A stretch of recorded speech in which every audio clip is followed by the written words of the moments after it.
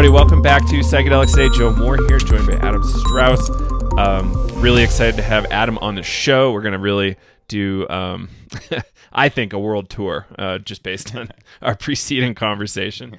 And I'm really excited. So, Adam, you're a comedian and you're the creator of The Mushroom Cure, which I think I got to see a preview of way back in Brooklyn, maybe. It was really fun. Oh, right. That was the Horizons after party. Right. I think at that huge like airport hangar type that was awesome. bar. Yeah. Duncan was there. Duncan was there. A few other folks were there. It was great. Yeah. That was a lot of fun. I mean, the Horizons. Yeah, Horizons is always. I mean, psychedelic conferences. I always think about this. If I was in a different industry, I don't think people who are in, say, plastics or aerospace look forward to conferences. Maybe they do, but it's probably a different. The after parties, I would wager, are quite different. Right. And it's it's not like everybody there ate a 10 strip before showing up, but it's like it's just a great enough party. People did that. Right. It colors the whole environment. It's so fun. I really, really just love those parties, and can't wait for things to hopefully open up again. We'll see. By 2047 or whatever. I think that's right. Yeah, right in time for the climate correction. And I think I just made the decision not to go to Horizons this year. Unfortunately, I really wanted to. Is Horizons in person this year? That's the story. HorizonsNYC.com or org, and it's early December, so like just a week or so after U.S. Thanksgiving. I did not know that. I had heard that Horizons was going to be virtual this year, but I heard that several months ago. So evidently that's changed, and. Horizons.nyc. What a good URL. Yeah. Just pulled it up to be sure. It's looks like it's still in person, December 1 through 5 in New York. I wish I was going. I think Kyle and some of my other team will be there, but not me. Yeah. Oh, well. All right, man. Well, let's dig in. So you've made quite a splash in the psychedelic scene, and we always love having more comedians in the scene. A lot of us credit Rogan with kind of starting this wave in some way, but really I think there is, Carlin and many others making really funny psychedelic commentary, and helpful, useful commentary too. Who do you recall who offhand did that whole thing about like the positive news story of the guy Bill who Hicks. Bill Hicks? That was Bill Hicks, legend. Right? And now we're all one. And now here's back to you, Jim, with the weather. Yeah. He was unbelievable. Yeah. Bill Hicks was the first person, to my knowledge, who at least had a significant platform as a comic, who really talked at that level of detail about psychedelic experiences, and really what today, if we were going to use the language of contemporary clinical psychedelic research, she's talking about the full mystical experience, what Hopkins and other people are researching, that all is one experience. And he talked about it. What I really admire is he talked about it in a very unself-conscious way and in a very genuine, vulnerable, open way. It's hard to talk about something like that without, especially as a comic, without having an impulse to kind of pull back a little bit or poke fun at this revelation that we're all one. Yeah. I mean, in a sense, it may be the ultimate reality, but it's also a cliche. And he did it totally unapologetically. And one of his specials, I can't remember which one, I haven't seen it in many years, he ends this. So it's a straight ahead stand-up special. I mean, Bill Hicks has his own inimitable style, but it's a stand-up special. I can't remember where it's filmed, but in front of a comedy audience. And he ends the special, and then he does this 30-second coda about how we're all one, kind of similar to that joke, but without a punchline. He ends the special not with a joke, but with a statement of essentially the mystical experience, the religious experience, the all is one revelation. And then that's it. That's the end of the special. So that must have been in the 80s, I would say. So the context in terms of acceptance of psychedelics was radically different then. And what a courageous and powerful way to end something. And the way I always looked at that is he had this platform. He had 500, 1,000 people in this room. He'd entertained them. He'd made them laugh. He'd made them think, because he was extraordinarily gifted in that regard. It wasn't just about the laughs for them. Mm. And now, before he lets them go, he's just going to just hit them with what he thinks ultimate truth is, with no jokes, no apologies, not couching it in metaphors. Just, this is what reality is. Take this little piece of wisdom home with you out of the theater, and propagate this into the universe. Right. Quite revolutionary in a lot of different ways. Yeah. Fascinating. So let's get back to you, if you want. Yeah, enough about these fucking Bill Hicks and George Carlin, goddamn hacks. Let's talk about Adam Strauss. Exactly, a real professional. So, I mean, how many Twitter followers did Bill Hicks have? Oh, right. Good call. If that's the metric. Yeah. What a failure. I am not originally a New Yorker. I grew up in suburban Boston, in Newton, Massachusetts. But New York has been the home base really since college for me. I spend a fair amount of time on the road in non-pandemic times. Mm-hmm. But yeah, New York is where I've hung up my shingle, as it were, for most of my adult life.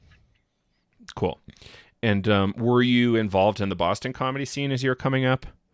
I wasn't. I did it. That's the smart way to do it, is that you kind of get your chops in an easier market like Boston or Austin or Seattle, or really anywhere else but New York. I mean, the terrible thing, but also the wonderful thing about starting stand-up in New York is it is by far the best city in the world for stand-up. I mean, LA is a distant second. London may be a distant second or third, but just the level. That's not to say there are absolutely world-class stand-ups, obviously, in LA and London, but the level of the average stand-up in New York is just orders of magnitude beyond any other city. Mm. And so the bad thing is you're competing for stage time with these just extraordinarily talented and experienced people. The good thing is, when you're not getting that stage time and you're sitting in the back of the club frustrated, wondering when you're ever going to get on that damn stage, at least, you're watching someone like Dave Chappelle. You're not watching. So yeah, I started in New York. Right on. And when did this psychedelic thing come on your radar, in terms of like a therapeutic result or anything like that? Yeah, I mean, it came out of my own personal desperation. So I was diagnosed with OCD in 2003, but I had a history of, I would say, florid anxiety from a very early age. I was hospitalized, mental hospitals twice, at age 18.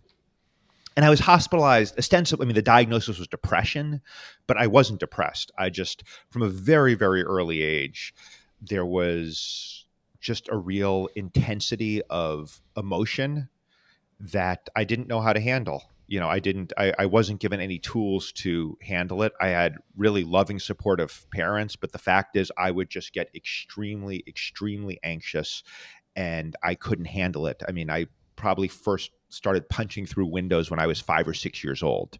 I don't want to make it seem like it wasn't a daily occurrence or even a weekly occurrence, but I was different from most kids. And I was well behaved outside of the house generally, but I just couldn't handle my moods and my emotions. And certainly a propensity towards control, not of other people, but of my environment. Great deal of sensitivity towards sound. There may be some overlap with some autism spectrum stuff as well. I don't know. I've never been diagnosed with that, but a great deal of sensitivity towards my environment, real worrying, trying to figure out and plan ahead, in a way that was notable enough that I started seeing psychologists and psychiatrists from a very early age. And then when I was 18, it just started getting pretty out of control. I just couldn't. I was hospitalized initially because I was suicidal. I wasn't actually suicidal in the sense that I didn't want to die, but I just couldn't figure out how to go on living with just the level of fear that I was living with almost constantly. And so that was, I was prescribed SSRIs. I was on a whole litany of medications. I was, to kind of fast forward to 2003. So by that point, I'd been on Prior to being diagnosed with OCD, I was prescribed all sorts of medications. Then I got the OCD diagnosis. A lot of things clicked into place. The reason I wasn't diagnosed earlier, I think there's two reasons.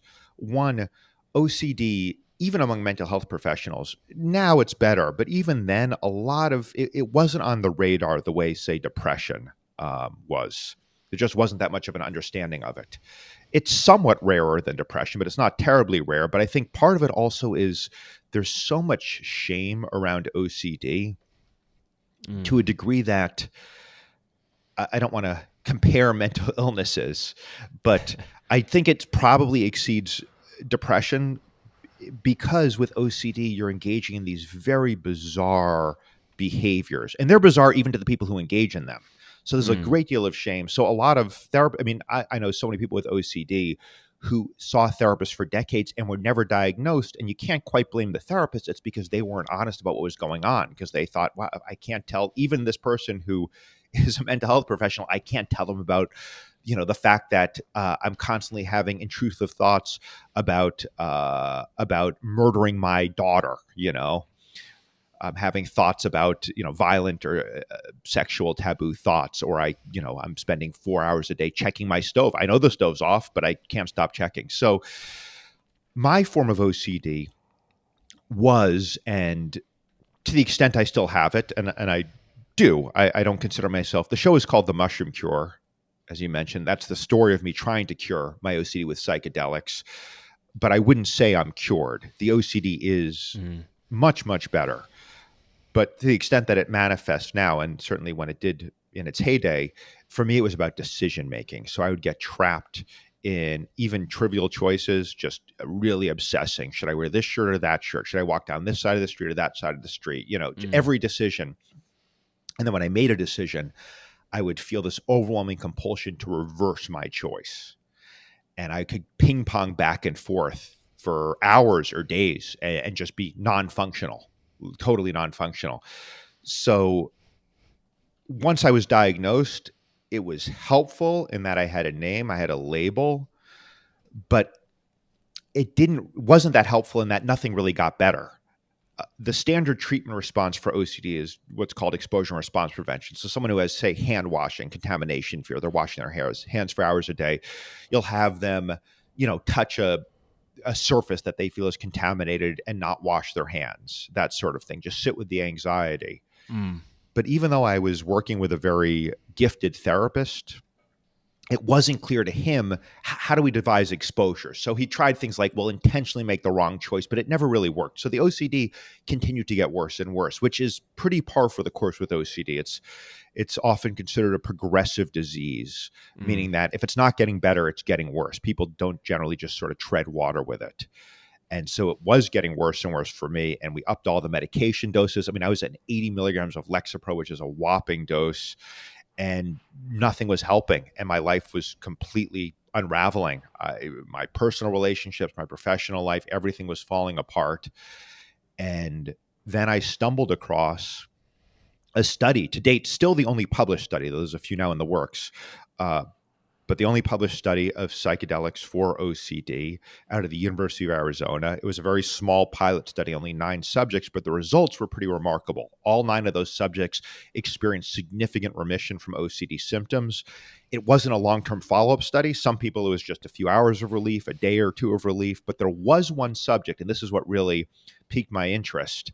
There was one subject who I believe he proactively reached out to the researchers months later and told them that he just still was pretty much symptom free. So they didn't use the word cure in this study. But when I read that, I was like, wow, it seems like at least one person cured their OCD with mushrooms. Now, at that point, I had very little experience of psychedelics. I had tried them in college, but hadn't really had full experiences. I now know, because I was on these high doses of SSRIs, that for many people tend to block the effects of psychedelics, and that was the case for me. So it wasn't like I had much experience, but what I did have was a great deal of desperation. I had tried everything else. I mean, it wasn't just medication I tried. I'd done acupuncture, hypnotherapy. I'd seen all sorts of specialists. I had tried all sorts of alternative treatments, dietary supplements. Nothing had helped. So when I read that study, it was kind of like, well, what do I have to lose? And that's basically the opening scene of The Mushroom Cure is me stumbling across this study Mm. and resolving to cure myself with psychedelics. And that was that study was published in December 2006, and I read that study in 2007. So that was when the Mushroom Cure didn't come out until years later, but that was when my own quest for psychedelic healing began, which was 14 years ago now. Mm. Incredible. Did you and what was it like to see things slip away? I assume you started doing this yourself, or did you find a guide? Yeah, I was doing it myself. The whole concept of a guide was foreign to me at that point. I mean, it's such a different world in terms of psychedelics. So I was doing it by myself, but also coincidentally or not, depending on your view of the universe, very soon after reading this. So I had just started doing stand-up right around the same time. And literally, I don't know, 2 or 3 weeks after reading this study and being like, okay, I got to cure myself with with psychedelics, with mushrooms specifically. I was in Times Square. I was doing a comedy show at a club in Times Square, and there was a woman in the audience who I met afterwards, and then we struck up a romantic relationship. And it turned out, I didn't learn this until months later when I finally had the courage to tell her about the OCD. And in fact, I told her in the context of asking her if she could get mushrooms, because she had just graduated college and still lives in a college town in Lawrence, Kansas. And it turned out she had essentially unintentionally cured her crippling depression with mescaline-containing cacti. Mm. As a 15, 16-year-old girl growing up in Kansas, it's a long story, but basically they may still exist. There was a place called Bouncing Bear Botanicals in Lawrence, Kansas. One of these early, they don't exist anymore, but they were an amazing website. Yeah. They of these kind of legal psychedelics, because of course peyote is not legal, though there's exceptions obviously for indigenous use. But as I'm sure you know, there's many cacti that are perfectly legal to own that contain significant concentrations of mescaline that can be extracted.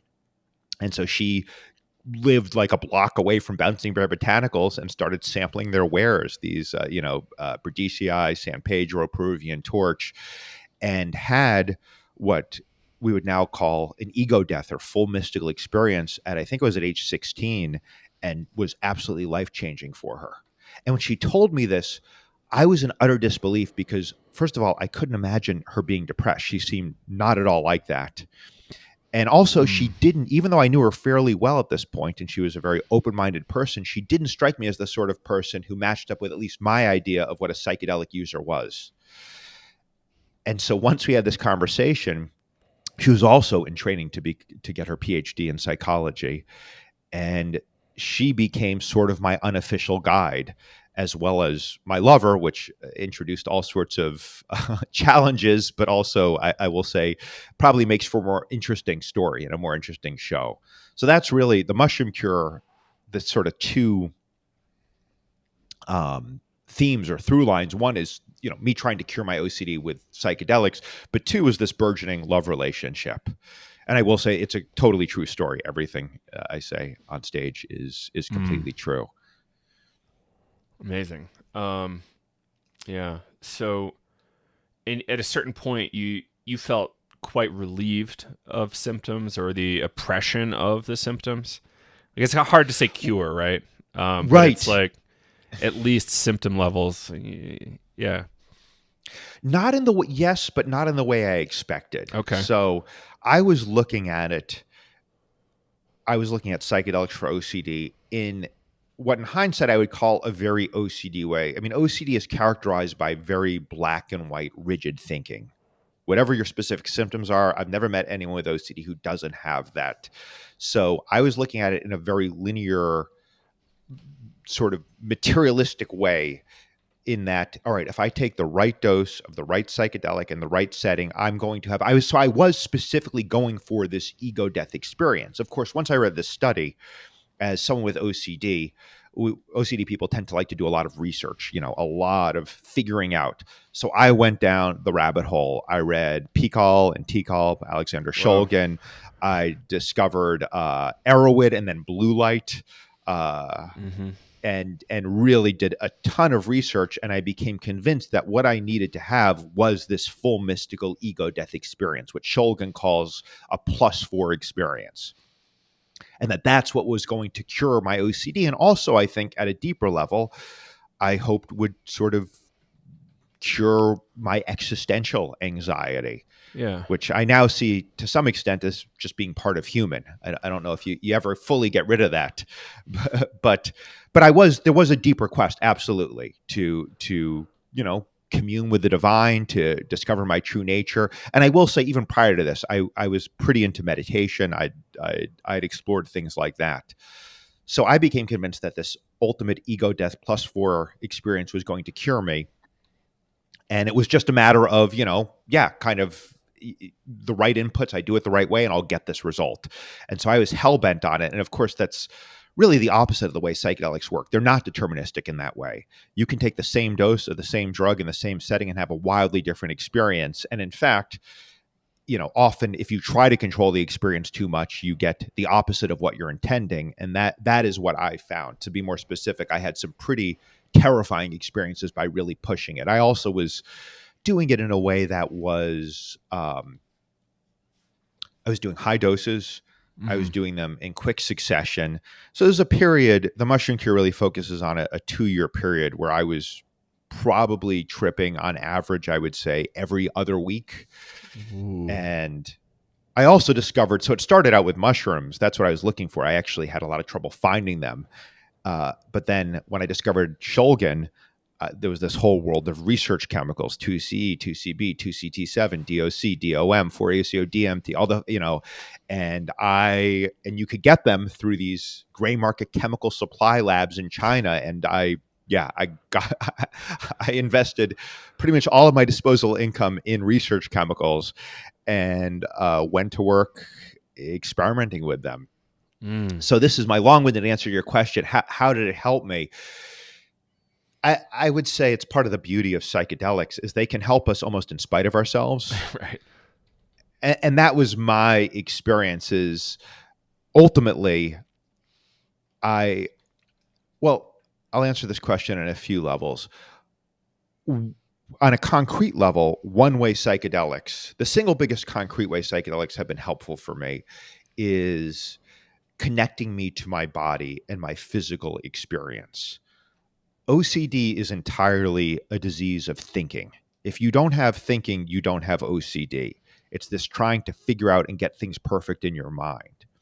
But the roots of OCD, I believe, and I believe this is true of all what we would call mental illnesses. I don't love that term, but I have a better one. I believe the roots of all of that, it's always in the body. There's always an emotion, which is basically a physical sensation that we don't want to experience. And so with OCD, there is a fear or a loss. And the idea is that if I can figure everything out, if I can figure everything out in my head, or if I can arrange things perfectly in the world, then that feeling in my body will change. Mm. I wasn't conscious of this, but that's what it ultimately is about. And so if you're able to accept that anxiety, to really feel the fear in the body, that takes the wind out of the OCD sails. Mm. And I actually did understand this to some extent because most therapy for OCD, cognitive behavioral therapy, is based on the idea of acceptance. We talked about, an exposure. If you have hand washing, you're going to sit with the anxiety so that you habituate to it and it doesn't control you and you don't have to wash constantly to try to get rid of the anxiety. So I understood this intellectually, but acceptance, I've come to understand, it's not an intellectual thing. You can't accept in your head. You can't say, I want to accept and accept. Acceptance is actually accepting the experience of the body at a physical level. And I was so cut off from my physical experience because I was so in my head, because I'd sort of bought into this idea, again, not consciously, that let me just figure out everything in my head and everything will be perfect, that I'd really lost contact with my physical experience. And so psychedelics, and I'd say this is some psychedelics more than others, but they really put me into my body where I then could feel the fear that I was trying so hard to avoid. And then I had the option to choose to experience that fear. And so the first time, to be really specific, where I actually was able to do this acceptance of this anxiety in my body was on a psychedelic trip. Mm. And coming out of that trip, it was actually LSD. It wasn't mushrooms. Coming out of that trip, for several days afterwards, I had complete freedom from OCD, because whenever I'd find my head spinning around, I would stop, breathe, connect to my body, feel the feelings that I didn't want to be there, allow them to be there, and the wind would just, the OCD would just deflate. And I was like, oh, I did it. I cured myself. But then it wore off. But over time, over quite a few psychedelic experiences, I essentially learned to do this practice to the point that I could do it when I wasn't tripping. Ah. And that was transformative for me. That was absolutely transformative. And that is still my practice with OCD. I'm doing acceptance continually throughout the day. Some days more than others, but there's rarely a day, if I'm really present, where there's not moments of significant anxiety or distress. Mm. I still am quite emotional. And if I'm not careful, I can still find myself going into these patterns of obsessing, trying to figure out, that ultimately just make the distress much worse. So I have to be quite vigilant about being aware of what I'm feeling Mm. and trying to be willing to really feel it. Right. Have you ever spoken to Aaron Orsini? No, I'm not familiar with. Oh, okay. So he runs the Autistic Psychedelic Society. He claims that he got a real grip on his autism spectrum disorder, and the way you were describing it seemed really similar to how he was describing it. It's like every time you're on LSD, you can all of a sudden you can read Chinese, and you do it a number of times, and you can actually learn Chinese and become more familiar with the world, see the world with multiple different lenses. Yeah, after you habituate yourself enough times, then you can kind of navigate the world more cleanly, maybe. I don't know the right way to say it, but yeah, no, I know what you mean. Yeah, absolutely. I mean, I think it gives, in my case at least, it gave me access to something that, again, it was my physical experience. I still had to have the willingness. I had to have the willingness to feel that stuff. But frankly, this was one way where my sort of, I'm going to cure myself no matter what, that hellbent attitude helped me, because I did have some very intense psychedelic experiences where I tried to fight my feelings, and it got really gnarly. To the point that, I don't want to give away too much of the mushroom cure, but at one point I wound up in an ER, and I learned, and basically the hard way, that okay, when I'm having these super intense emotions, when it's just sheer terror, just relax into it, because if I try to run from it when I'm tripping, I'm just going to make it worse. And if I relax into it, what I found was it would often shift into something else. It's kind of like this implosion thing, where it's like this overwhelming taking my ordinary OCD fear, magnifying it to the point that I can't ignore it. I can't try to avoid it. I can't run away from it. There's no OCD ritual that's going to get rid of it when you're on a high dose of mushrooms. Right. Yeah. It's so extreme. It's really hard to understate or overstate it. Yeah. Yeah. Yeah. It's and for me, that's, it was very much a macrodosing thing. I mean, microdosing wasn't on the radar then. I'm sure I would have tried that, but no one was talking about microdosing in 2007. I mean, maybe Fadiman was, I don't know, but I wasn't familiar with him then. So and I don't know whether a more measured, conservative approach would have worked for me. Right. Like, what kind of LSD dosing? Variable from like half to a 10 strip, or what? For me, I mean, mushrooms were quite helpful. LSD, I didn't do that much, though I Okay. do love LSD. I want to say that on the record. If Thanks for doing that. if I were to trip today, that would be my choice, literally today. Uh, but yeah. So I did 7 hits once. I did. There was one trip in particular where I took 4 hits, and it turned out to be much stronger than I expected.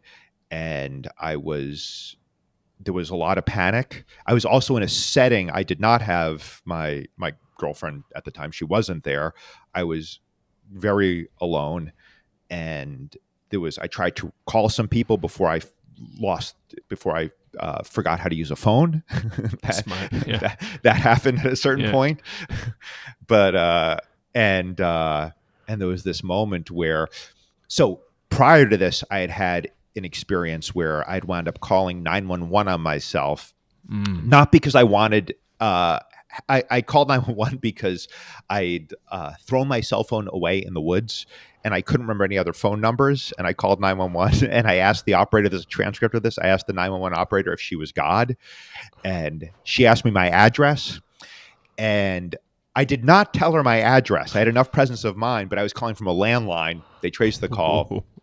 This is a remote area in Massachusetts. And so this was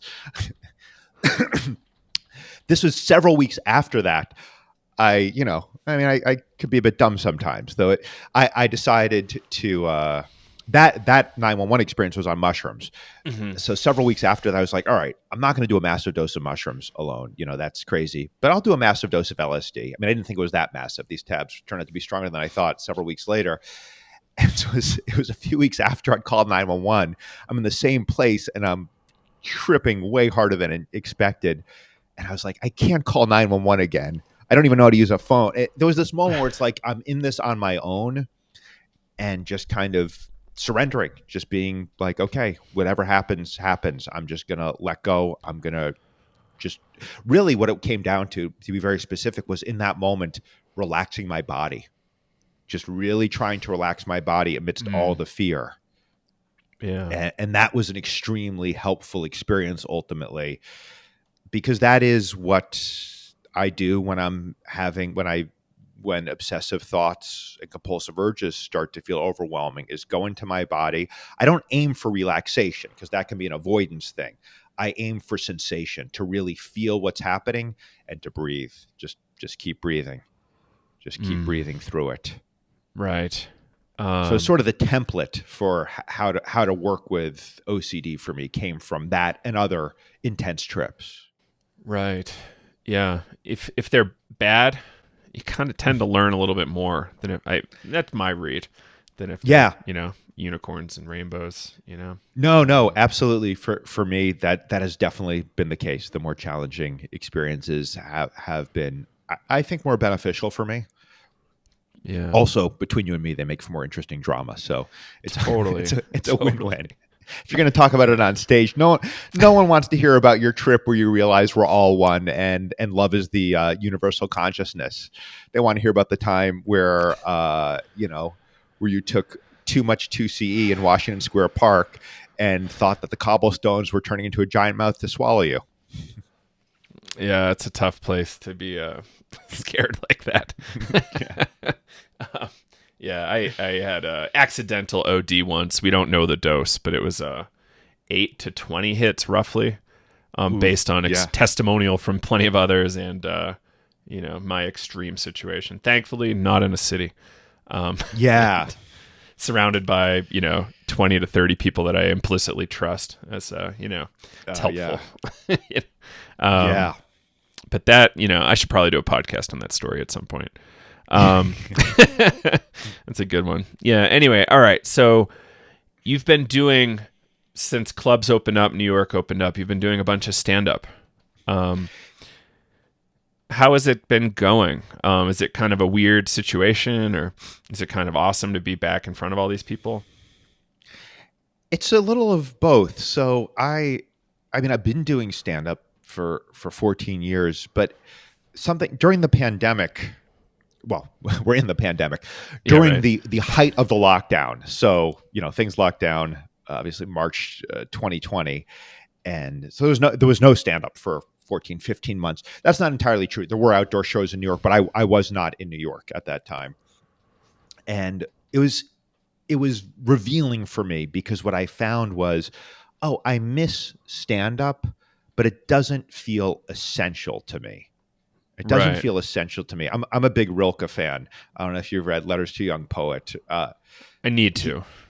it's worth to me. It is the most concise guide for life I've ever read. Like I love Emerson. There's Yeah. a lot of people I love, but in terms of hitting it with as few words as possible, it's incredible. It's basically his Rilke's letters, and he was like a rock star celebrity poet because there were rock star celebrity poets in the late 1800s, and some unknown 18-year-old soldier sends Rilke his shitty, I don't know if they're really shitty, but his amateur poems, and Rilke not only takes the time to read them, but he writes these incredibly detailed responses that touch upon love, sex, Mm. God, art in really, to me, universal and profound ways. Anyway, Rilke, in one of these letters, he's advised, it might even be the first letter, there's only 10 of them. He says to this aspiring poet, a work of art is good if it is necessary. That is the only criteria by which it can be judged. And that, to me, is a guiding principle. And what happened during the height of lockdown for me is I realized stand up doesn't feel necessary for me. I missed it. I missed it. It's a lot of fun, but it didn't feel to me like if I could never do stand up again, would I be okay with that? And the answer, somewhat to my surprise, though I've had ambivalence about stand up, and we can talk about that because it's a beautiful form, but it's a very limited form. You have to make people laugh, and that limits what you can do. I like to think of stand up, it's like snorkeling. Every 30 seconds or so, you have to pop up to the surface to get some air. And I feel like I want to scuba dive. I want to be able to go deep for, 20, 30 minutes without having to constantly make people laugh. So that ambivalence was there pre-pandemic, but it's just been such a part of my life. And the thought of giving it up Yeah. wasn't something I'd seriously entertained, but when suddenly I couldn't do it and it felt like I don't need to do this, that to me felt like, well, then don't do it. You know, if I was immortal, I'd do it. But the fact is, time is a zero sum game, and there's why am I spending so much time on something that gives me pleasure but doesn't feel necessary when there's other things that do feel necessary to me artistically and creatively. And so what I focused on during the whole peak of the lockdown, as you know, is this project called the Trip Report, Mm. which is a comedic psychedelic news show that really was for me a medium for me to, yes, talk about the psychedelic news and issues in the space, yes, be silly and hopefully make people laugh, but also really put forth some deep feelings, not deep like profound, but they're deep within me, feelings I have about what psychedelics are, why they're here, what their role is in the world today. And that felt, when I was doing that, I was like, yeah, this feels necessary. It feels like I have to do this. If I put out this video and no one watches this video, I still want to put out this video. Of course, I want a lot of people to watch it. And in fact, if anyone is listening to this who hasn't seen it, please do, please do watch it.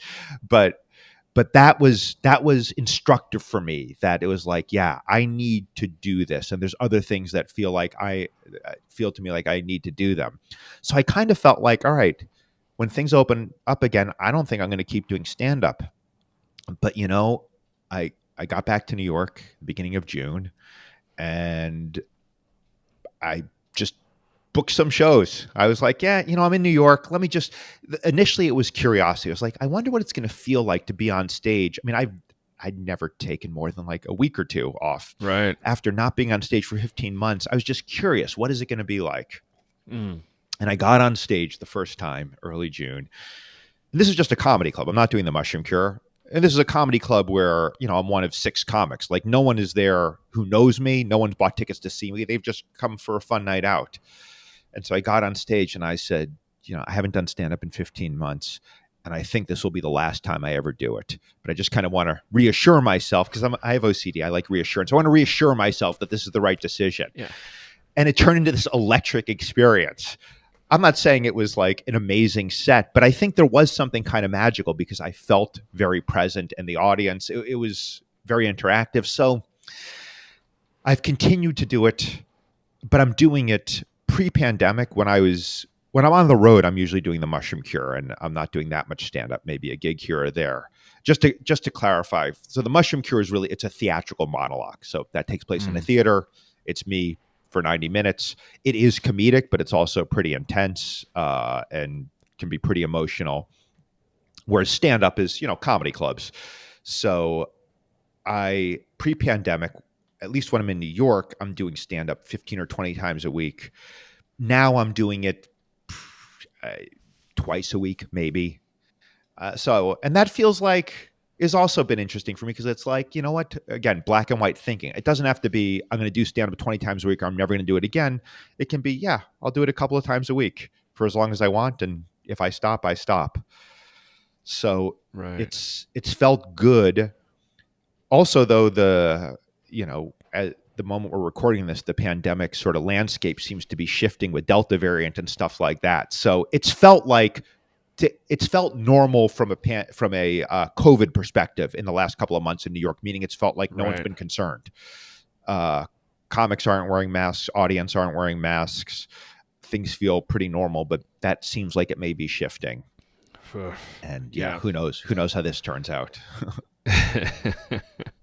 Yeah. Well, that's nice. At least you got a little break from it. And can be in that zone and only do it twice a week. That's got to be quite a relief. To calm down, maybe. Is that how it feels? It gives me bandwidth to do other things, and to also, honestly, part of it is like I haven't had like a normal like weekend social life, and my social, because weekends is when you're doing most of the shows, right? And it's my social life on weekends is hanging out with other comics between sets, which I love. But it's been pretty cool to be like, it's a Saturday night.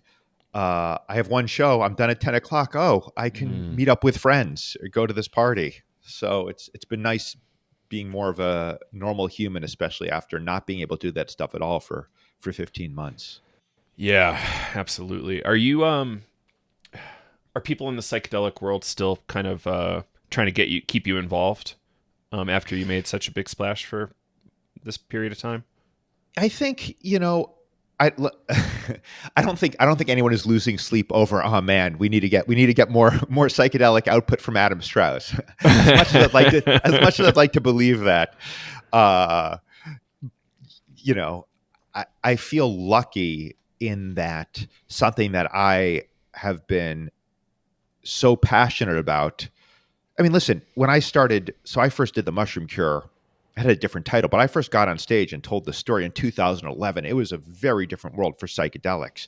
When I told people about the mushroom cure, even 7 or 8 years ago, and what is it about? Well, it's the story of how I tried to cure my OCD with psychedelics. People would be like, wait, they just couldn't compute it. They'd be like, wait, no, but drugs give you mental illness. Why would you try to cure them? Like that's the opposite of people could not wrap their heads around it. Whereas now when I tell people about the premise of the show, it's always like, oh yeah, my cousin's doing that. Or yeah, I took a microdose 3 hours ago. I'm feeling pretty good right now. So the landscape has shifted dramatically, and I'm happy about that, non-selfishly, because I think that, well, I don't think psychedelics are necessarily going to save humanity, but I think our odds of survival without psychedelics are vanishingly slim. I think this is an essential part of us getting through this time we're in. Mm-hmm. So I want more people to be open to psychedelics because I literally believe the survival of the human race depends upon it. But also selfishly, yeah, it's cool that there's a lot more people interested in something that I've been interested in for a long time because that widens my potential audience. So, But also as someone who can obsess about decisions, it's presented certain problems where it's like, okay, where do I want to put my energy? Do I want to focus more on the trip report? Do I want to focus on the mushroom cure? There's a book, there's other projects. So, are you signed with a publisher yet? Or are you just kind of thinking about it? I'm not. A literary agent reasonably high profile literary agent saw the mushroom cure like 3 years ago and was like, hey, Ugh. have you ever thought of doing a book? And I had thought about it. And so we've been in touch and actually started working on a proposal and have not finished that. But that's a direction that is potentially of interest. I'd say the thing that's most of interest though right now is I do want to. I've done the mushroom cure a lot. It is an intense show. It's an intense show. I mean, you saw an excerpt. What you saw, I think I know the part you saw, which was an intense excerpt, Totally. intentionally. If I'm doing so, it's not like the whole show is that sort of pedal to the metal intensity, but it's an intense show. And by intense, I mean I am depicting myself in states of deep distress Yeah. often. Then I have to switch gears on the fly and make the audience laugh. It's a demanding show. And to really do it justice, I kind of have to experience those emotions to some extent. It's not pure method acting. It's not like I really believe, oh shit, I'm back in this, insane penis envy mushroom trip. I know I'm on stage, but to the extent that I can kind of believe I'm back in it, that aids the performance. So that's Mm. all to say that I value doing this show because it connects with people. Certainly not everyone loves the show. I'm sure some people hate the show, but I think a lot of people feel like it connects with them, and that's very gratifying. That's why I do it. Is I want to develop, I want to forge this connection with an audience that you can only do in live performance. Right. You can certainly forge other connections through podcasts and other things, but live performance is a unique thing and a powerful thing, but it's very demanding. And after doing the show so many times, I'm getting to the point where I want to hang it up.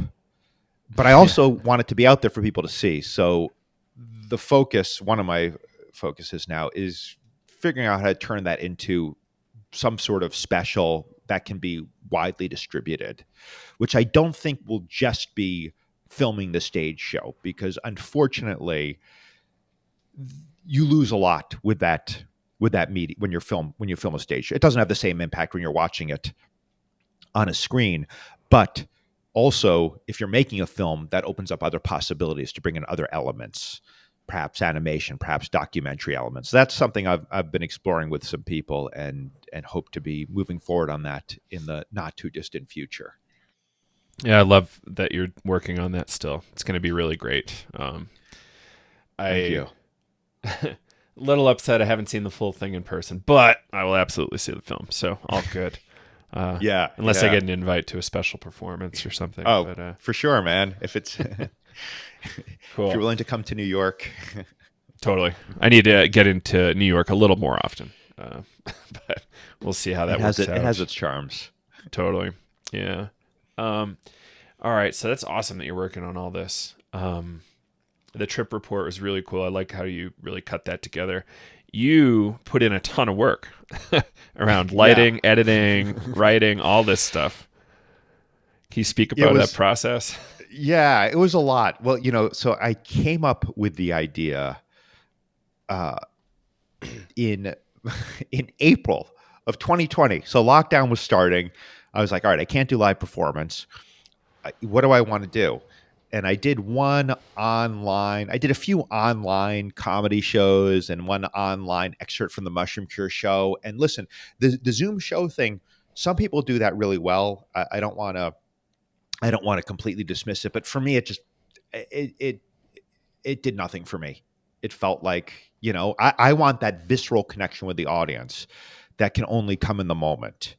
And that also keeps it interesting for me, honestly. Without that, it's just, yeah. So I was like, all right, I don't want to be doing Zoom performances. What am I going to do? And this idea for the trip report came to me, which was a fairly obvious idea in some ways, which was, all right, there's so much happening in the psychedelic space now. I love keeping up with the news in the space just because I'm fascinated by it. To me, this is the Yeah. biggest story in the world, by which I mean COVID is huge. There's genocide. There's all sorts of horrible things happening in the world that are, have more immediate impact, but those are sadly, in a sense, old stories. I mean, COVID is new, but human suffering is.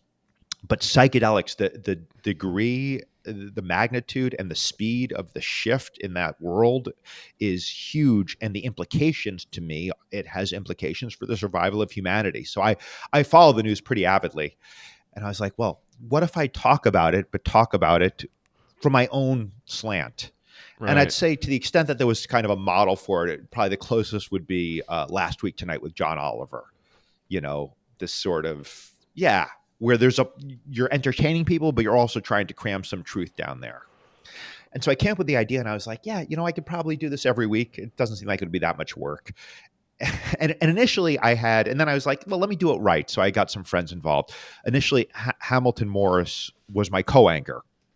I had a friend, Kirk Bettinen, a really talented director and videographer in the Bay Area, who was directing it and filming it.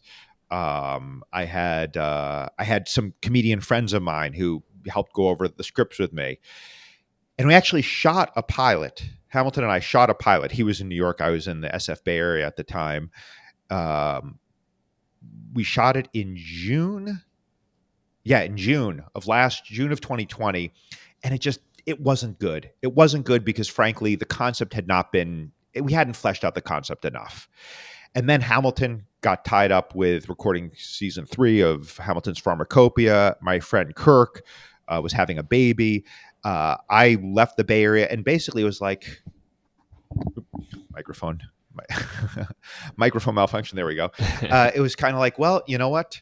If I want to do this, why don't I just do it on my own? How hard could it be? That was my thinking. How hard could it be?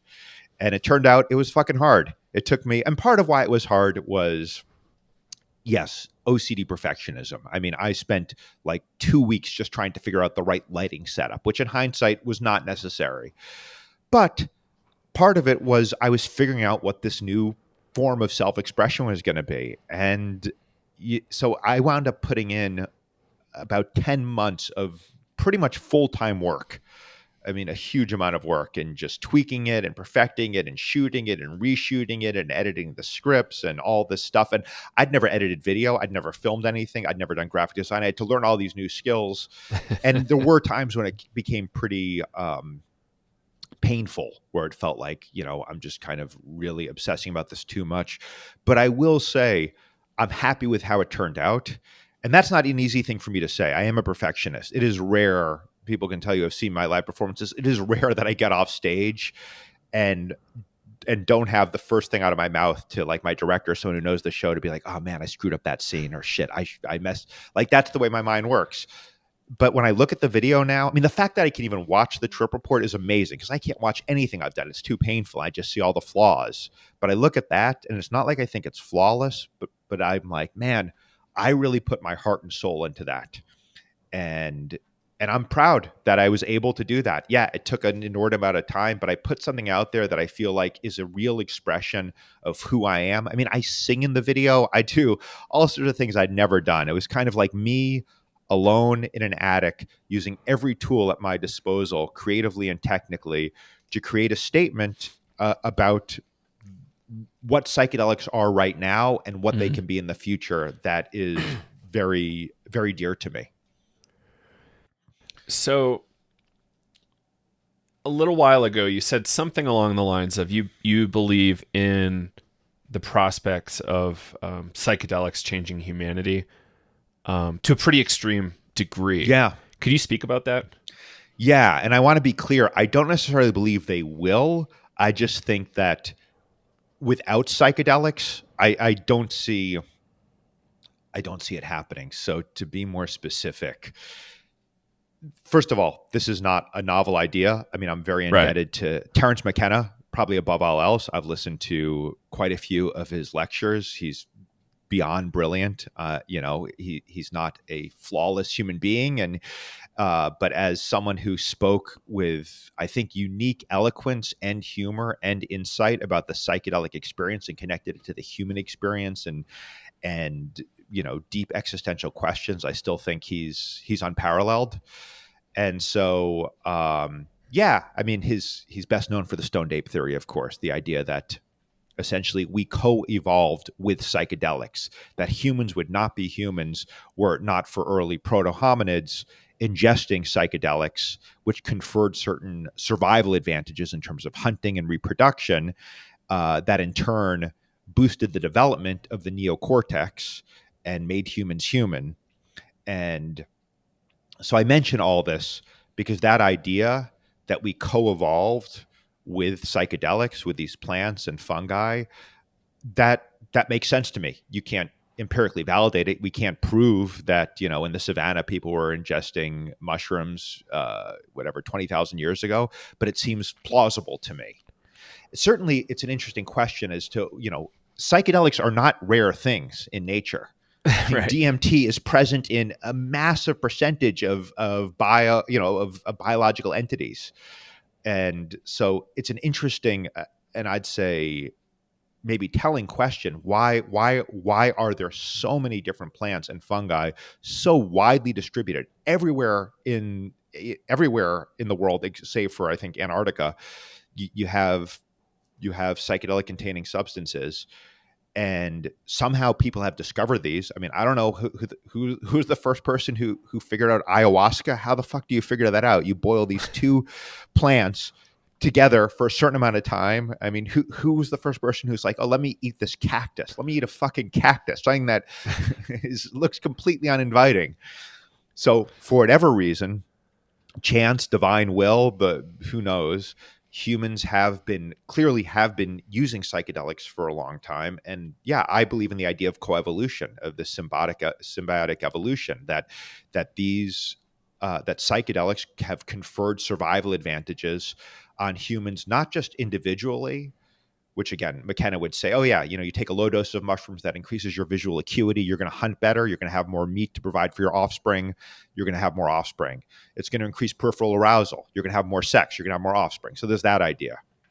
But also collective survival advantages. Let's get back to the full mystical experience, the idea of ego death, the all is one experience. What are the results of that? Well, we actually know now, thanks to Hopkins and other researchers, that find it's not just people who have this experience, this revelation of all is one, that you're the universe. It's not just that these people lose their depression, are freed from addiction, are happier, function better. They're also more altruistic. They care more about other people. They're more willing to sacrifice for their communities. And that had massive survival advantage at a time when you're in a small band of hunter-gatherers. And if everyone doesn't work together, no one survives.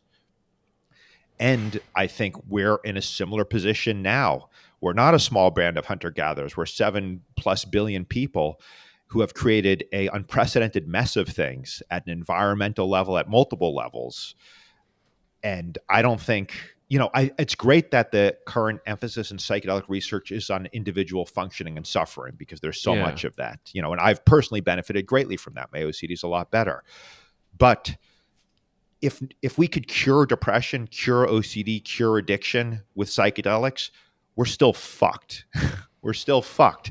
I mean, this new UN climate report came out. Was that just released today? I think it was yesterday. I was reading about this, basically where it's like the next 30 years, shit is getting warmer. Even if we stopped all greenhouse gas emissions today, things will continue to worsen from a climatological perspective for at least 3 decades, and probably more. And we're probably not and we're not stopping fossil fuels today. Right. I'm not stopping fossil fuel consumption today. I'm going to get into an Uber and go someplace or the sub. So the point is that we are in, I think, uniquely dire straits. I really, as a result of, the environmental thing seems to be the most obvious threat. And now the nuclear war slowed down, it's the environment. Right. To navigate through this, I think, necessitates a fundamental shift in perspective. And I don't necessarily believe psychedelics will induce that shift in perspective, but I think they're our best candidate. I don't see how people are, and societies and governments and corporations, and how we're collectively able to make a decision to potentially sacrifice some short-term economic gain and just change our way of life in some fairly fundamental ways. Though I also think we can fucking figure it out, man.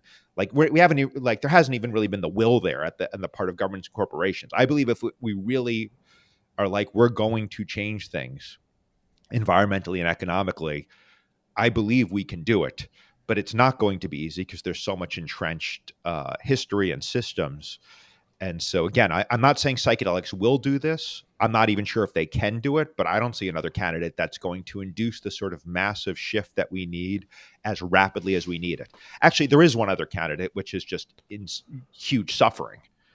You know, if instead of these heat waves happening, well, now it seems like every year, if it's like every week, if instead of, there are these massive wildfires, but so far not many people have been killed. If the suffering goes up a few orders of magnitude, that may also force our hand.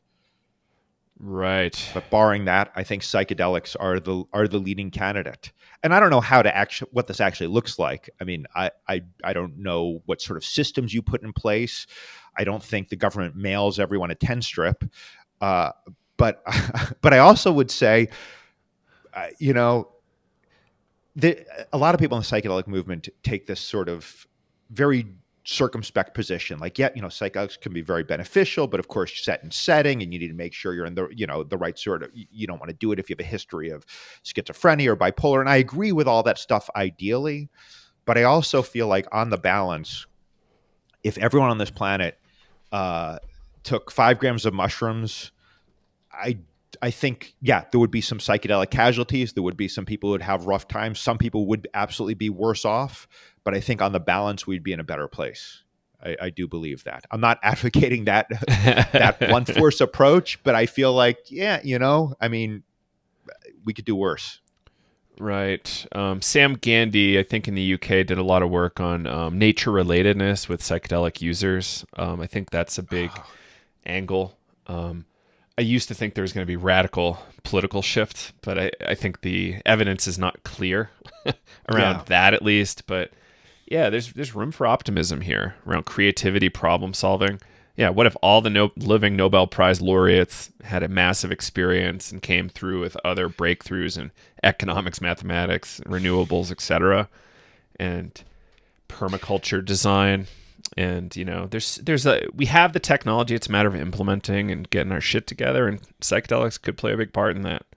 I mean, I look at one of the ways psychedelics facilitate change is they show you possibilities that often in hindsight seem obvious, but that you just would not have seen otherwise. That's how I think a lot of how they induce individual shifts and changes in healing. And we need that at a bigger level. We need to see possibilities that we're just not seeing right now. Yeah. And have the will to implement. Yeah, exactly. It's going to be an interesting project. I'm hoping folks like with big platforms and big psychedelic voices, right? You're keeping this rolling, which is excellent.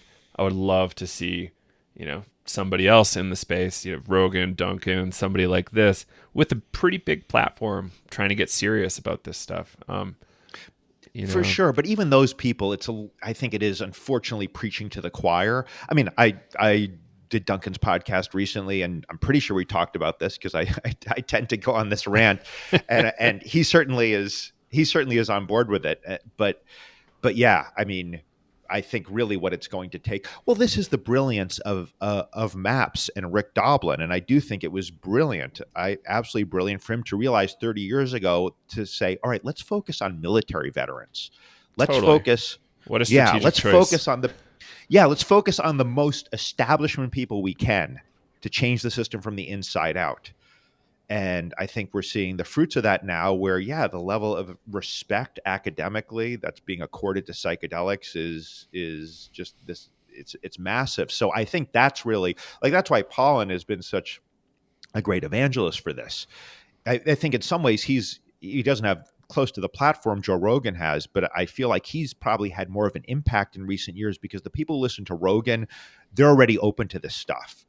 But a lot of the people who might read Michael Pollan or hear him on NPR this is a novel idea for for at least some of those people. So I think we do need more people like that to induce the shift. But also, I mean, yeah, who knows how it actually comes into play. I mean, the other reason I will say, though, I think psychedelics can help is part of how they've helped me is not just been about this acceptance of physical experience and connection to the body, but also there is a spiritual, for lack of a better term, element that has been crucial to my healing.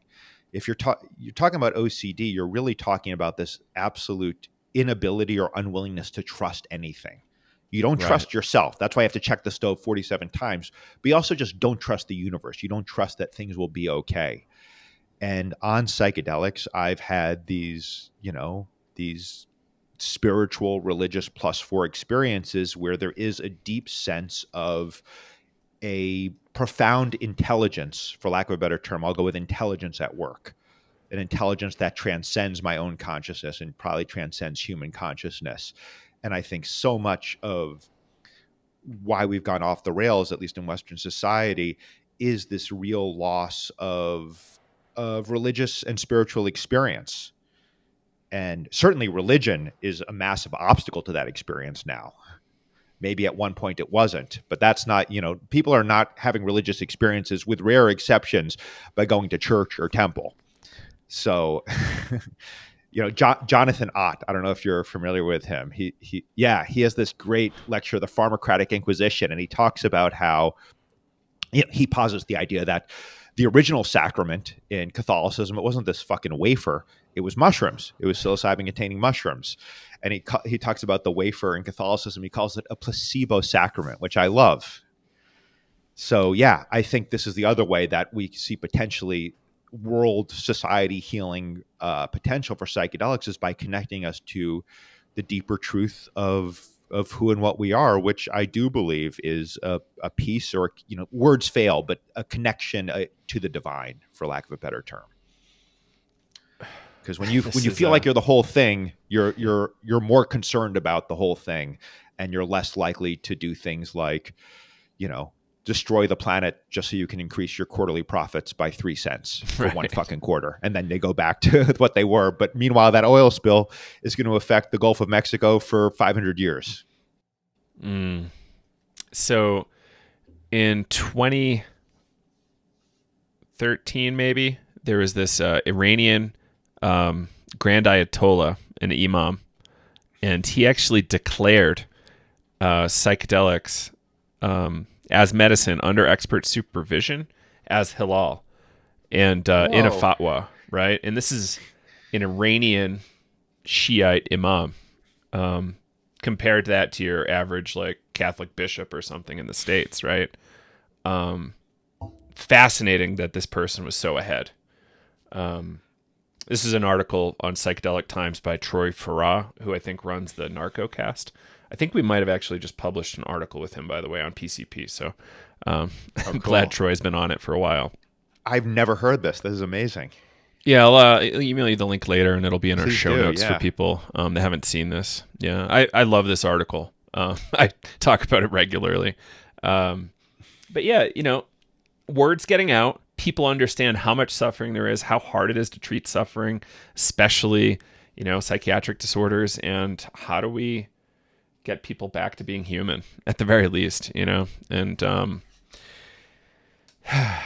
going to be a big project. But I think we're going to get there. Rick is leading the charge with MAPS, and there's a few other, all these big businesses coming in. As scary as it is, they're part of the solution, unfortunately and fortunately. It is a double-edged sword, and I do, yes. I get people who are, and certainly the Trip Report, the first episode. I say the first episode because the plan was to do multiple episodes, and I may do more episodes, but for now it's just one. But it deals with that commercialization of psychedelics, and absolutely, I share concerns about capitalism co-opting this thing, which is part of humanity's. It's been vouchsafed for humanity as a whole, and then you see things like Compass Pathways literally patenting a formulation of psilocybin based on Hoffman's synthesis. That was, anyway, I'm getting too far down that rabbit hole. But the point is, absolutely, I appreciate and share those concerns about commercialization. But I also do feel like, if we want this to scale to reach millions of people, for better or for worse, capitalism seems like it has to be a significant part of that equation. Right. And I tend to agree as well. It's a complicated scenario with all sorts of crazy dynamics. But really, with an eye on survival, with an eye on how desperate our situation will become over the next few decades, there's a lot here. Yeah. The metric I use, Adam, to show how dire it is projections are showing 1/7 of the world population being dehomed into a permanently migrant class within 20 years. It might even be a shorter figure than that. So those people, imagine that amount of trauma if we had a metric, and how much treatment folks are going to need. We've got a lot of work ahead of us. Yeah.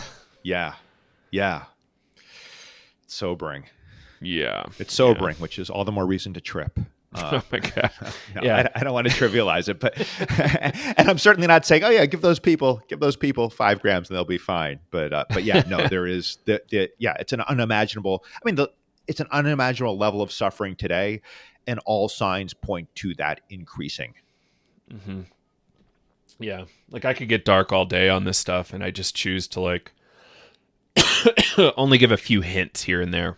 But it's like, sitting in darkness like this for so long, it's like it gets you a little jaded. So the tripping is very helpful to kind of balance the scales a little bit internally. Yeah.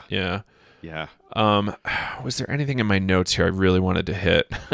All right, yeah, this last thing, and then I think we can wrap. But okay, so hippie wisdom, or I don't know, these kind of conventional understandings of how drugs work, and the long-lasting impact of the drug war is something we chatted about before we started recording. And what do we do here, and like, what is this? It's a really interesting thing. Like, psilocybin is poisoning you or like killing you, right? These and that's why you trip. We were talking about. Yeah, do you want to give a little more context about? Yeah, sure.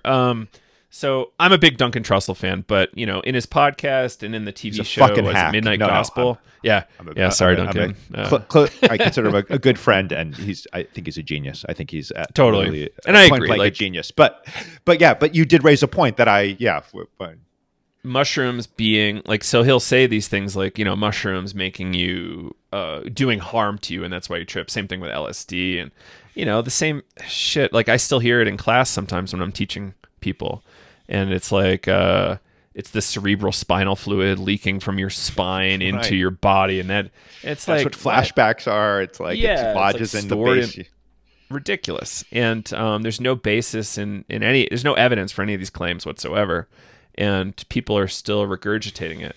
Right, and like you're the guy who turned in the orange juice glass. All this shit. Actually, I gotta jump in.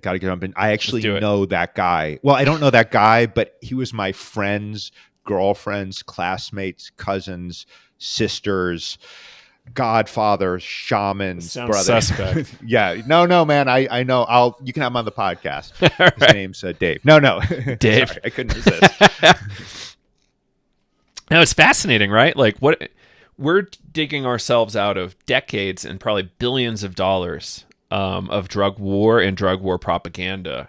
To the degree where presidents in other countries are literally murdering people who get caught with methamphetamines. Yeah, the Philippines. Duterte.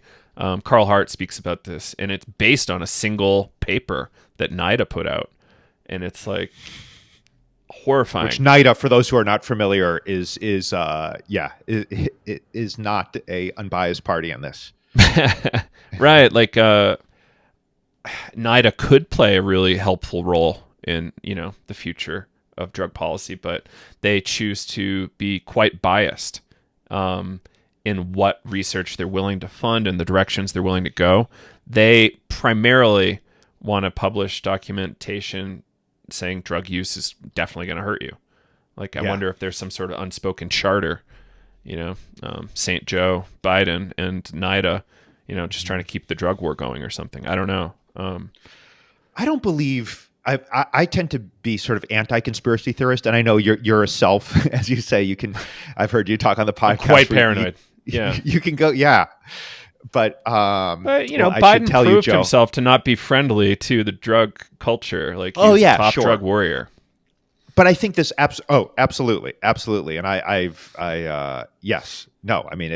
it's no But you're talking question about the there. intentions of NIDA. Is that where you're going? Well, I guess I think so. You were talking like even someone like Duncan, who is clearly extremely pro psychedelic, is talking. And I should say I haven't heard him say that the mushrooms being poison thing, but I'm trusting you on that. And I have heard other people who are very much believers in psychedelics, who have I told you about this before recording. A friend of mine who once said to me, and this is someone who's done a ton of LSD, who did he was doing 10 strips at age 15, and but he was like, well, yeah, when you're tripping, it's because your body thinks you're dying, so that's why you. And he said this so matter of factly. This is an intelligent, critically minded person, and it does show. I mean, listen, the true horrors of the drug war have been visited upon largely people of color, economically disadvantaged people, and other countries. I mean, Mm-hmm. what we've done to South America and Mexico is utterly criminal. So, in the context of evil of the drug war, having people who should know better believe drug war propaganda is not top of the list, but it is significant. It is significant, and I think it tells you how effective this propaganda has been. I mean, we laugh about reefer madness, but a lot of these same people who laugh about reefer madness do believe that, yeah, well, LSD can give you a flashback because it still stays in your spinal fluid. And it's this sort of thing where, and this is why media is so powerful. You hear something, and why advertising is so powerful. You hear something again and again and again and again, and it becomes very hard to not internalize that to a degree. And so, yeah, if Duncan said that, I'm sure it's just something that it's like, yeah, he's heard it, and it kind of on the surface it makes sense, maybe. I mean, because certainly there are poisonous mushrooms. Um, there are psilocybin containing mushrooms, and we don't know Yeah. whether there's an overlap there. So it I think it highlights some of the work that has to be done to re-educate. That term has a bad connotation, re-education, but to re-educate people. But also, I will say this: the pendulum is swinging pretty fast in that direction now, anyway. Where, again, as I said, 10 years ago, I told people about curing OCD with psychedelics. They were like, wow, you're even crazier than I thought. Now you tell people, and they're like, well, yeah, of course. Why wouldn't you do that? So it does give me hope for that shifting. And then with that, so yeah, NIDA, Joe Biden, I think a lot of them, they're the product of their age. I mean, it's very comforting as a human to believe you've identified a specific evil that can theoretically be extinguished. It's very, in a way, this just occurred to me. It's kind of almost like OCD, because part of the attraction of OCD, part Mm. of the seduction of it is, all right, the world is chaotic and unpredictable, but hey, man, if you can make sure that you have your pencils lined up in a row, everything will be fine. It'll all be good. And it's almost like that. It's like, yeah, the universe is chaotic and unpredictable, but one thing we do know for sure is drugs are evil and they're destroying our children. So let's just focus on this evil and extinguish it, and we'll make the world a better place. Because I do believe people want to make the world a better place. I'm not saying it's everyone's top priority, but I do think a lot of people, like I believe when Biden, talked about super predators, and this clearly what we would see as racist language now in the 80s, I believe he thought like, yeah, this is a real danger to society. And I believe NIDA probably attracted people who thought this is a real danger to society. And of course, is it W.C. Fields? There's a great quote that it's very hard to persuade someone to see something when their livelihood depends on them not seeing it. I'm butchering that quote. But so, like, yeah, I'd imagine if you're an executive director at NIDA, even if the evidence piles up that, oh, maybe LSD isn't all evil, maybe MDMA doesn't actually cause holes in the brain, it's probably pretty hard for you to acknowledge that even to yourself.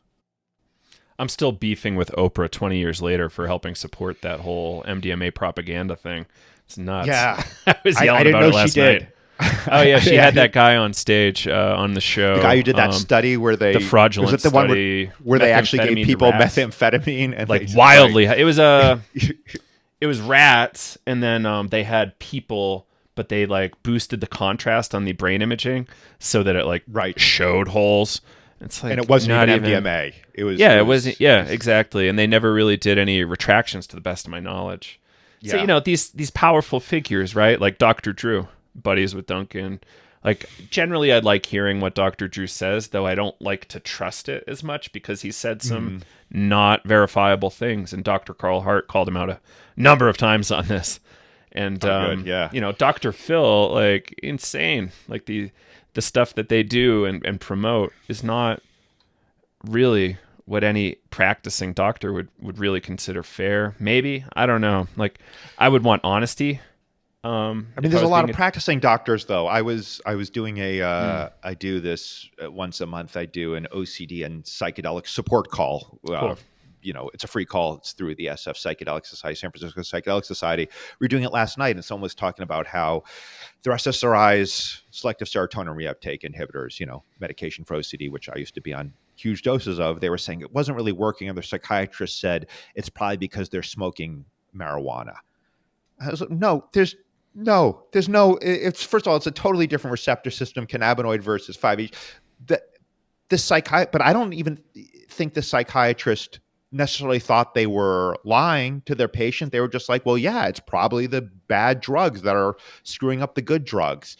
So I think there's a lot of, certainly there are maliciously intentioned people behind the drug war. I mean, you look at the origin of it with the Hearst Corporation wanting to ban hemp because it was a threat to their paper fortunes. So there are a lot of cynical people exploiting the drug war for personal gain. But I think there's many more people who believe they're doing good and are misguided. And again, we are seeing that change, but it is sobering to see that even people who should know better and are proponents of psychedelics can still fall prey to this misinformation that has been really shoved down our throats for so many decades. Right. Absolutely. Yeah. And Nixon thought he was doing the right thing. So didn't Harry Anslinger when he essentially sentenced Billie Holiday to her death. It's like incredible. So yeah, and we always have to remember there's a fair amount of sociopaths and psychopaths in the population. It's hard to identify them, and you never really know. And there's a very high proportion of people who are not sociopaths, but well, I'll put myself in this group too, who it's easy to get seduced by expediency, by well, this is, this. I think this is the right thing, but it's also it's certainly the easy thing, or it's the thing that's going to help me out. So I'll just go with it. It's very hard to not fall prey to that when it's not black and white, when it's not something that's overtly evil you're contemplating. And I think to bring it full circle, I think this is where psychedelics can help too. I don't think they instill morality. I remember I was doing, not to talk about other podcasts, but the first time I did Aubrey Marcus's podcast, this is years ago, and I was talking about sort of the same message that I feel like psychedelics can save humanity. I don't know if they will. And he's like, yeah, but what about, was it Mayans or whatever, these people using psychedelics in these death rituals and sacrificing humans. It's not like they automatically make us more sensitive, considerate human beings. And yes, but I do think, well, I'll say this. I think one thing psychedelics reliably do at high doses is they can be humbling. And I think humility, it doesn't always lead to compassion and empathy, but I think it often can. And it can lead us to, with humility, you can be more honest about yourself, about, oh, maybe my motivations aren't as pure as I'd like to think in this scenario. And therefore, maybe I should reevaluate what I'm doing.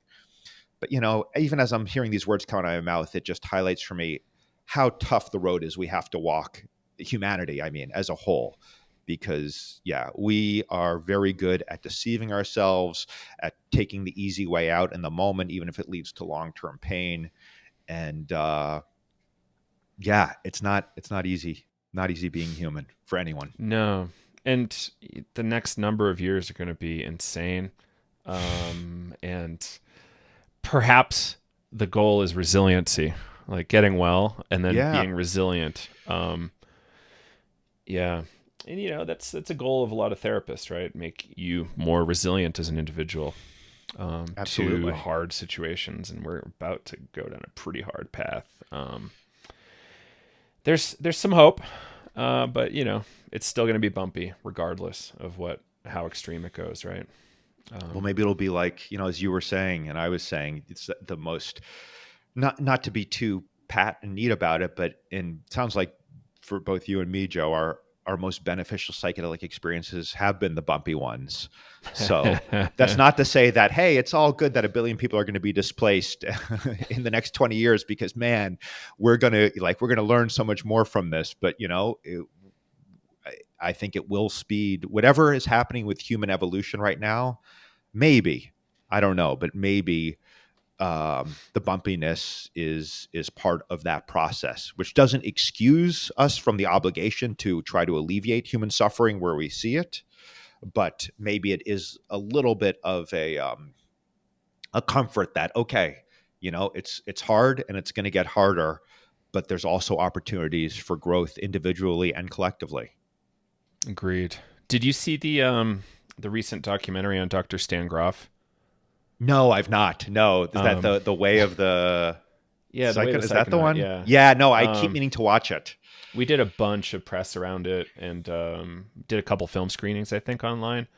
I just watched it again the other day, and there was a passage in there about like this particular crisis being somewhat similar to the birth crisis.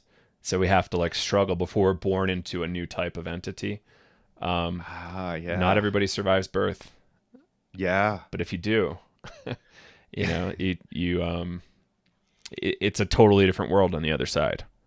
Yeah. You start off with this aquatic, semi-aquatic creature, not needing to eat yourself. And then you die to that and you're born this now air-breathing, semi-aquatic, bipedal mammal. What a transition. Yeah. Yeah. Yeah. There's a lot of birth stuff in Groff, so be ready if you ever Right. go I know there. that. I know that theme in his work, but I've not seen that. And well, given sea level rise, we may be going back to living in the water ocean. world. Yeah. Kevin Costner is right. All right, man. Well, we've been going for about an hour and a half here. I'd like to kind of close her up. Is there anything you want to point people to, or how do we find the trip report video you made? Yeah. So if you go to adamstrauss.com or themushroomcure.com or my social media, Instagram, it's Atom Strauss, like atomic, ATOMSTRAUSS. It's not me trying to be smart or cute. There's someone else named Adam Strauss took it first. Bastard. But though he has to pay for it because he often messages me. He gets a lot of instant messages, a lot of Instagram messages that are intended for me. Anyway, if you go, it's linked at all those places. If you just go to, so it's on YouTube. If you search for the Trip Report Adam Strauss on YouTube, I imagine you'll find it. I generally update my websites with live shows. Again, at present, I'm just doing stand up in New York, but if you're in New York, come down for that. It's fun. Provided, you're not risking death. Who knows what the COVID scenario will be like when this airs. So yeah, that's where to find me. Outstanding. Yeah, be safe out there, everybody. If you're going to go to a small, really jam-packed nightclub, be safe. And yeah, I miss comedy clubs, man. I can't wait to start going again. Denver has a lovely scene. It's certainly not New York, but it's a fucking great place. It's well regarded by comics. Comics love playing. I've not played there, but people love playing there. There's a tragic story about comedy clubs. One of my best friends can no longer go to comedy clubs because he will not stop laughing. He'll miss the whole show, and everybody else will miss the whole show. It's I had someone like that recently where I was like, I feel like it's not a good move for me to be reprimanding an audience member for laughing, but can you just shut up? You're fucking ruining the show. Time out, dude. Yeah, it's nice that he's conscientious, but it's too bad we can't go to a comedy club together anymore.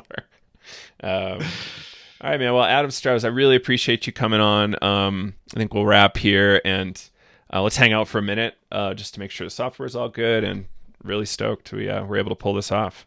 Yeah, me too. Great chatting, Joe. Thanks for having me. Absolutely.